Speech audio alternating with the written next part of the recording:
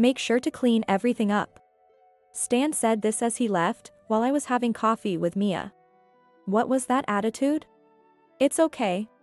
No, it's not. Mia was angry on my behalf, as I had gotten used to Stan's behavior. She even offered to help me clean. His room is such a mess. Stan's room was in complete disarray.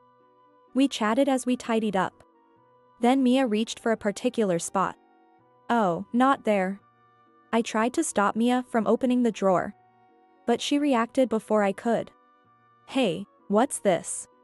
What happened? No way. Seeing the photo in Mia's hand, I was speechless. A happy family photo and a completed divorce petition. That was when I finally realized. Mia, will you help me? Of course. With a strong ally by my side, I started preparing for the battle. First, disposal. With that in mind, I rolled up my sleeves. My name is Sadie. I'm a 35-year-old housewife. I've been married for 5 years, but we have no children. Despite that, I had been living a peaceful and happy life with my husband, Stan. We met through a mutual acquaintance, essentially an arranged marriage. Both of us had just broken up with previous partners and were tired of passionate love. Stan and I shared similar values, but I didn't feel the same excitement I had with my ex. However, being at the right age for marriage, I decided to marry Stan, thinking it was fate. Stan felt the same way, so we never discussed it. Since we shared the same values, we divided household chores and habits without major issues. I did the housework, and Stan worked. While others around us talked about their love marriages, I could always honestly say, I'm happy because our married life was smooth. However, this peaceful life suddenly changed. It happened when Stan, who rarely drank, came home drunk. I greeted him at the door at 3 a.m. Welcome back, you're late. It should have been our usual exchange, but Stan was different that day. Shut up. I come home whenever I want. What? As I was bewildered, Stan, with his alcohol-smelling breath, started using harsh words. Marrying you was just to have someone do the housework. Don't interfere. You're just a maid. No way. I was stunned by Stan's true feelings. Though our marriage lacked romance, I loved Stan and thought he loved me too. I should have married a younger wife to show off more. That's terrible. Terrible? I feel the same way. Stan spat out these words, then went to his study and started snoring on the makeshift bed. I stood in the entryway, listening to Stan's voice, and cried. My marriage had been an illusion. From now on, it would only be painful. I thought that, but the next morning, Stan was his usual self. Good morning. What time did I get home last night? They made me drink so much. What? Is something wrong? Oh, no. Good morning. I was confused by Stan talking to me as if nothing had happened. Seeing my confusion, Stan kept talking to me, concerned. What's wrong with you today? Nothing, really. Don't say nothing. We're married, so you can tell me anything. Then, let me tell you. Unable to hold back, I told Stan about last night. Stan's expression gradually turned blank. The moment I finished, Stan's attitude changed completely. So, you found out, huh? That's terrible. You married me for my conditions too, didn't you? I married you because we shared values. Yeah, save it. Stan cut me off and plopped down into a chair. He started ordering me around. Food. Hurry up. Food. Who do you think pays for your living? Do your job, maid. I felt scared of Stan, who had completely changed his attitude. After that, Stan began treating me entirely like a maid. Hey, food. Stan stopped calling me by my name. At first, I was sad, but soon, I became numb. Hey, is the bath ready? Oh, it's ready. Then say so quickly, you're so slow. I'm sorry. Eventually, I started talking politely with Stan, and he accepted it as normal. A few months passed like this, and one day, during dinner, Stan spoke up. I'm going on a business trip for a month starting tomorrow. Get everything ready. A business trip? You got a problem with that? No, understood. Stan worked as a government employee. I wondered if he really had business trips. I found it strange but didn't have the courage to question him as he complained about the food. That night, while preparing for his trip, Stan went to sleep at his usual time. How did it come to this? I cried alone. Don't slack off on the housework. Yes. Without even a goodbye, Stan left with those words. I replied and saw him off. The moment I was alone, all the strength drained from my body. A whole month by myself. I felt genuinely happy to be free from the tense atmosphere for a while. At the same time, I felt a bit down, thinking about living this way for years to come. Well, there's no use worrying. I just have to enjoy this month. I said this aloud to lift my spirits. I used my savings to go out for meals with friends, read books leisurely, and enjoy my time alone. During this period, I also thought a lot about the future and decided to move towards divorce. First, I needed to find a job. However, Stan wouldn't like me working. After considering various options, I decided to try part-time clerical work from home. Before getting married, I had worked as an office worker, so I was comfortable with computers. Gradually, I took on more projects and increased my income. Just as I was getting used to this new lifestyle, Stan came back after a month. Did you keep up with the housework? Yes. Let me see. Even though it had been a while, Stan looked at me with disdain. Of course, there were no souvenirs. I didn't even feel like complaining about it. Well, I guess it's passable. Stan looked around the house and said that. I felt my emotions numbing again. As long as Stan was here, I was a robot without feelings. I had to get divorced, I thought again. After that, Stan frequently went on long business trips. Each time, I had to pack and unpack his things. The only relief was that the hotel Stan stayed at did his laundry, so he came back with hardly any dirty clothes. However, I couldn't stand the cloyingly sweet scent of the fabric softener on his clothes. I can't count how many times I choked on that smell. But complaining to Stan would only make him angry. So I wore a mask each time I put his clothes away in the dresser. One day, his sister Mia visited us. Unlike me, Mia is very active, and since we're the same age, we've been close since I got married, meeting up sometimes. I served Mia some cake and coffee and sat down with her. When she took a bite, she smiled. Your cake is always so delicious. Stan is a lucky guy. Is that so? What's wrong? Did something happen? No, nothing at all. When I forced a smile, Mia looked at me suspiciously. I offered her another piece of cake to change the subject. What about you, Mia? How are things? Oh, listen to this. He left his socks lying around again. That's kind of cute. Not cute at all. The guy Mia was talking about was her husband who was married recently. Apparently, they had known each other for a long time, and her husband, who is 10 years younger, had pursued her for 10 years before they got married. At first, Mia treated him like a kid, but after 10 years of his persistence, she finally gave in, and now, despite her complaints, they live happily together. I was very envious of Mia and her husband. Hey. Are you done yet? Oh, it's ready. You're so slow. I'm sorry. Stan didn't seem to notice Mia was here. We never communicated, so I didn't tell him she was coming. It was understandable, but Mia's eyes widened at Stan's attitude. Stan didn't even show his face in the living room. He just headed for the door. Make sure to clean everything up. Stan said this as he left while I was having coffee with Mia. What was that attitude? It's okay. No, it's not. Mia was angry on my behalf, as I had gotten used to Stan's behavior. She even offered to help me clean. His room is such a mess. Stan's room was in complete disarray. We chatted as we tidied up. Then Mia reached for a particular spot. Oh, not there. I tried to stop Mia from opening the drawer. But she reacted before I could. Hey, what's this? Huh? What happened? No way. Seeing the photo in Mia's hand, I was speechless. A happy family photo and a completed divorce petition. That was when I finally realized. Mia, will you help me? Of course. With a strong ally by my side, I started preparing for the battle. First, disposal. With that in mind, I rolled up my sleeves. Mia and I packed Stan's things into garbage bags. We kept anything that could serve as evidence, like his planner, photos, and letters. In all the photos, Stan had the kind smile he wore when we first got married.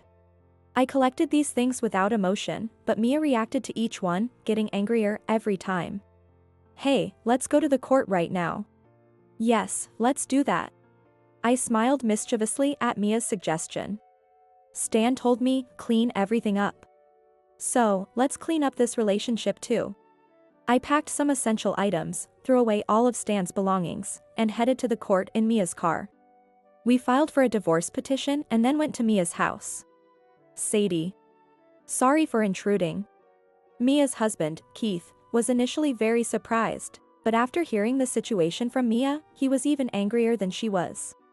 For someone who had loved one person for over 10 years, what Stan did was unforgivable. Sadie, you can stay here as long as you need to. Thank you. I really appreciate it.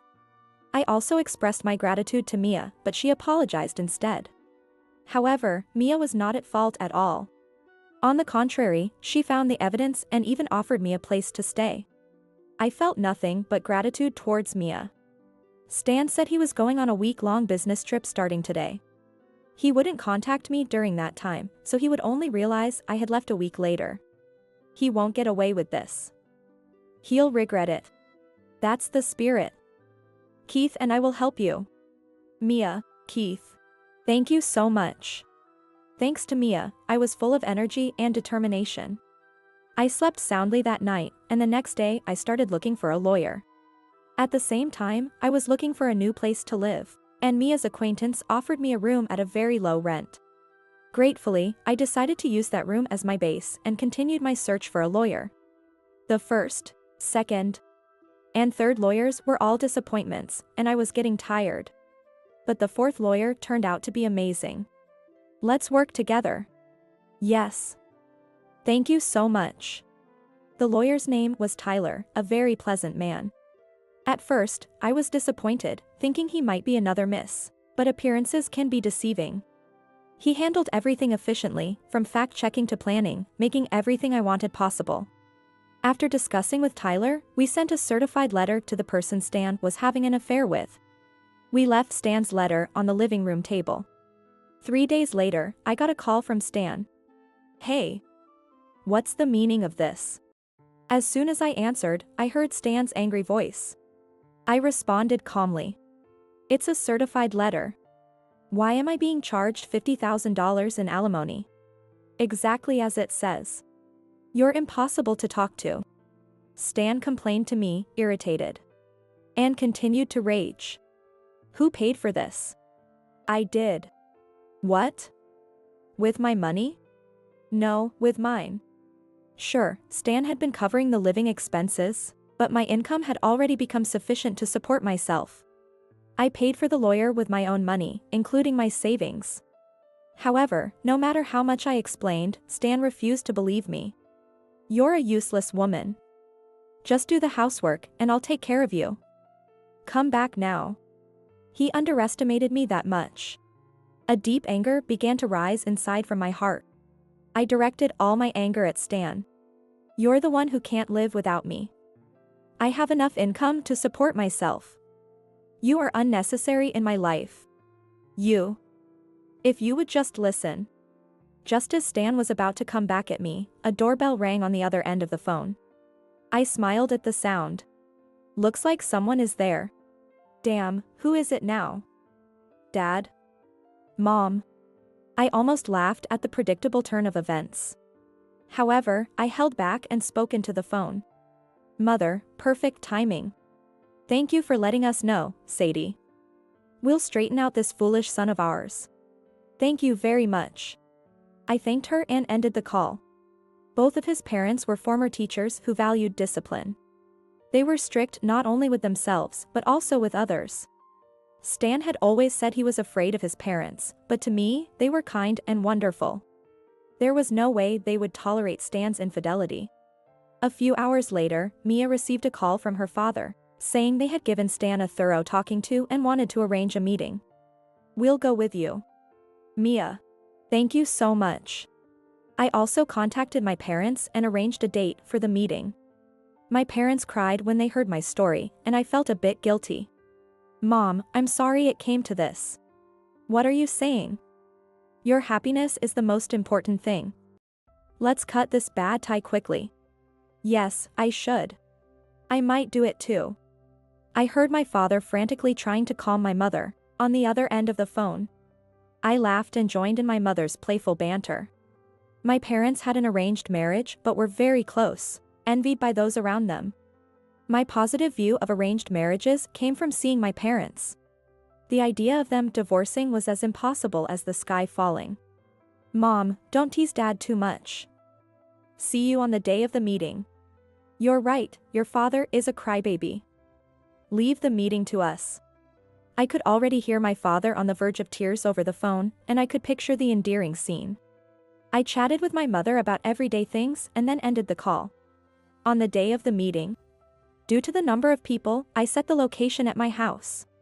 8 of us gathered in front of my house: myself, my lawyer, Mia and Keith, her parents, and my parents. We entered the house and were stunned. What is this mess? Wow, it looks like Stan's room from the old days. His parents were also speechless at the sight of the disarrayed house. Stan had always been bad at cleaning, but he was never this incapable. According to Mia, it was because Stan had been hiding his true nature and had dumped all the responsibility on me. Stan was sitting at the table in the living room, staring blankly. When he noticed us, he came toward me, crying and trying to cling to me. When his father stopped him, Stan began to yell, "Sadie, please come back. I can't live without you." Even seeing Stan crying pathetically didn't stir any emotions in me. Realizing I no longer loved him, I looked down at him and laughed. "Why are you laughing? See, it's your fault the place is such a mess. You've been slacking off on the housework and disappearing. I'm no longer responsible for this house's chores since we're divorced." Stan's eyes widened at my words. I realized I hadn't yet told him that I had filed for divorce. I squatted down in front of Stan to tell him the truth. "You told me to clean everything up." "So I did. I cleaned your room and our marriage too. So, that's why all my stuff is gone." Stan looked stunned. I nodded yes, and smiled. Then Stan's face turned red with anger. "Who do you think has been supporting you all this time?" "That would be you. And I am grateful. You repay kindness with betrayal." "Oh, but I paid for it with my housework, didn't I?" With each retort, Stan's anger seemed to reach a boiling point, his veins practically popping. Stan raised his hand to hit me. But instead of me, it was Stan who was struck. "What?" Stan held his aching cheek, bewildered. It was his mother who hit Stan and glared at him, while breathing hard and huffing and puffing. "I thought you were just a little insensitive, but this. What you've done is unforgivable." "Mom." Tears welled up in his mother's eyes as she glared at Stan. Then she turned to me and my parents and got down on her knees. "I deeply apologize for the terrible pain our foolish son has caused you, Sadie. Please get up. You have done nothing wrong." My mother and I hurriedly helped her up. She kept apologizing through her tears. Seeing his mother like this, Stan finally seemed to realize the gravity of his actions. I. Just then, the doorbell rang again. I smiled and went to greet the visitors. "Welcome, thank you for coming. Sorry for being late." "No, your timing is perfect. Please come in, though it's a bit messy." I led the guests to the living room. Stan's eyes widened when he saw them. "Yara." "Stan." The woman called Yara spoke his name awkwardly. "Let me introduce myself. I'm Jude, and this is my wife, Yara." "I'm Yara. I apologize for this." Yara started crying mid-sentence. She was exactly as she appeared in the photos with Stan. I smiled at her and prompted her to continue. "Let's start with how you two met." It was at a reunion. You were his ex-girlfriend, I see." And it rekindled when you met again. I'm so sorry. I didn't know he was married. At Yara's words, I burst out laughing. Yara looked terrified of me. I decided to explain my laughter. Here, I have a copy of a SNS account I found. This is yours, right? Why do you have that? You even showed your face. Didn't you want to be found out? I pointed to a specific post. It read, I hope his wife sees this, proving that everything Yara had said was a lie. You lied about not knowing he was married? Jude's voice was incredulous. Well, I didn't want to get sued for alimony. Yara protested. Of course, you deserve it. Jude, her husband, glared at Yara. At this point, Tyler spoke up. Let's proceed. We have demanded $40,000 from Yara and $50,000 from Stan. Is that acceptable? I am asking for $30,000 from each of you. Both Stan and Yara shook their heads vigorously. Stan then spoke in a weak voice. Raising a child and paying $150,000. We can't afford that. Yes, it's a time of declining birth rates. You should be kinder to those with children. Yara added, trying to ride on Stan's argument. Jude looked at Yara with cold eyes. Only Tyler and I knew why. You have the nerve to say that, Jude said. What do you mean? Yara tried to keep her secret. Stan's mother then spoke, hitting the nail on the head. The child in the photos isn't Stan's, is it? How do you know that? No, the child is definitely Stan's. Oh really? That's strange. What's strange? His mother chuckled. Yara, not understanding the meaning, urged her to continue with an irritated voice. Stan can't have children. What? He should have known this. What does that mean? It means exactly that. Yara collapsed into a chair. Stan looked shocked, having apparently forgotten. Forgetting something so important about himself was incredibly foolish. His mother had told me before we married that Stan was incapable of having children. She had informed me before I gave my answer after our arranged meeting. Even though fertility treatments could improve the chances, we had decided not to have children. However, Stan got carried away with the affair and forgot all about it. Why didn't you tell me? Yara shrieked. I forgot about it. How could you forget something so important? Yara screamed. Jude interrupted in a calm voice. Anyway, the child isn't Stan's. And for the record, it's not mine either. I was on a long overseas trip, and when I returned, there was suddenly a child. It was terrifying. Everyone in the room shuddered at Jude's revelation. They said that no matter how they calculated the birth of the baby, it did not coincide with the last time Jude returned home. Upon investigation, we discovered the identity of the father, along with another shocking fact. The child's father is a bartender. Additionally, Yara has about $50,000 in debt to that bar. You investigated? That's insane. I could say the same to you. While Yara screamed hysterically, Jude remained calm throughout. Stan watched, mouth agape. Stan probably never imagined that Yara had another affair partner besides himself. As the situation seemed to be spiraling out of control, Mia, who had been quietly listening, spoke up. Both you and that woman are the worst. What do you think of my dear Sadie? I will never forgive either of you. Mia. Stan, who had always been fond of Mia, was at a loss for words at being called the worst. Yara, on the other hand, directed her hostility towards Mia. This has nothing to do with you. Technically, no. But seeing Sadie hurt makes me furious. So what? You'll be cheated on too.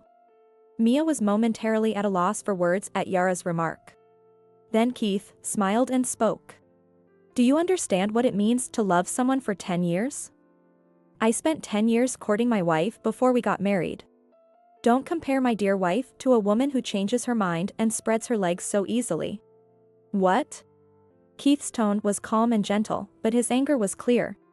Yara was taken aback and couldn't respond. In the meantime, Tyler laid out some documents on the table. These were the consent forms for the alimony for me and Jude. Stan, looking lifeless, signed them. You're not going to divorce me, right? Yara asked, desperate. Of course I am. And I'll be filing for the termination of parental rights as well. But the child is yours. What are you talking about? We did a DNA test, remember? With a decisive smile, Yara signed the papers, her face going pale. Whether you two get married afterwards or not is none of my concern. This house will be put on the market next week. Stan. You need to move out by then. Sadie. Wait, Sadie. Ignoring Stan's plea, I left the house I had lived in for so long. Returning to my new home, I celebrated with Mia and Keith, drinking and talking late into the night. Later, I heard from Jude that Stan and Yara had separated. After we left, they had a physical fight. Yara divorced Jude and returned to her parents' house, losing custody of the child and being sent to work in a live-in job. It was a predominantly female workplace, and her affair was well known, so she was shunned. While I felt a bit sorry for her, I was grateful she continued working, as she was paying me alimony monthly. Jude, although a bit down, quickly remarried due to his high qualifications. His new wife accompanied him on his overseas trips, and I only told him, I wished you well, but we haven't kept in touch since then. Stan was not only disowned by his parents, he was also discharged from public service. The reason was simple, he had been having an affair during work hours. After the child was born, he claimed to be working from home but spent most days at Yara's house, not doing any work. I was speechless at his foolishness. Having never worked outside of his civil servant job since graduating college, Stan couldn't hold down any other job and now works nights doing construction. How do I know? Because Tyler, my lawyer, occasionally gets tearful calls from him. While Yara agreed to pay alimony in installments, knowing Stan would be disowned, we made him pay in a lump sum.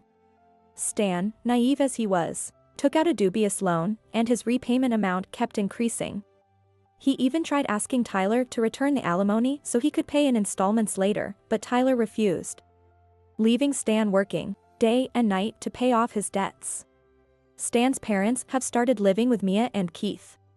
Apparently, it was Keith's idea, and his parents were delighted. They bought a house and now live close to me, in a multi-generational setup. I often join them for dinner or go out with Mia, maintaining a great relationship. Initially, his parents felt guilty towards me, but I reassured them that they were not at fault. Now, we have an even closer relationship than before. His mother and I share a love for coffee and often go out for lunch together. Recently, it's become a daily occurrence for Mia and her mother to vie for my attention out of jealousy. By the way, I recently got remarried. My partner is Tyler, the lawyer. After our business concluded, we kept in touch, and Tyler eventually asked me out. I didn't mind, so I agreed. We registered our marriage a month ago on our 3rd anniversary. In fact, I found out I am pregnant, and I am expecting my first child next year. Interestingly, Mia is also pregnant, and I look forward to being mom friends with her. Did you find it? A boy. How about you, Mia? I'm having a girl. Maybe they'll get married someday. Who knows? After our checkups, Mia and I chatted as we walked home from the clinic. At home, our anxious husbands were waiting. Mia and I exchanged amused glances and laughed at their nervousness. Surrounded by a caring husband and a trustworthy friend, I felt very happy. Oh, it moved. Really? Let me feel. It's not moving. Hee. Hey, what are you laughing at? Oh, nothing. I hope these peaceful days continue forever. With just 3 months until the birth, I am excitedly looking forward to meeting my child.